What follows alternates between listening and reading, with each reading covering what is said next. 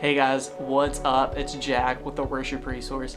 Today we're looking at My Testimony by Elevation Worship in the original key of B. You may notice we're not really in the office. Well, Georgia's been put on the shelter-in-place lockdown for the COVID-19 stuff.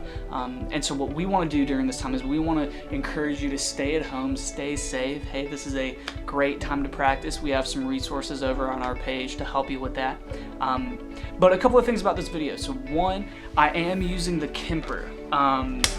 There's so many effect changes to go through on each part, and so I just thought, hey, it's really easy to just use the foot controller, let the Kemper do all of that stuff. So that's what I did.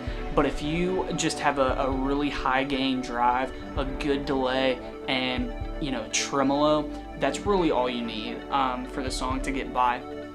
Second thing about the song is, in typical Elevation Worship fashion, there are like 3 electric leads going on at the exact same time.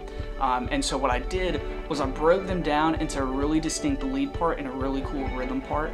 And the way that I broke them down allows for you to pick either one of them if you're the only electric guitar player. So if you are just a single electric guitar player at your church, you can choose to either play the rhythm parts or the lead parts and cover the bases of the song.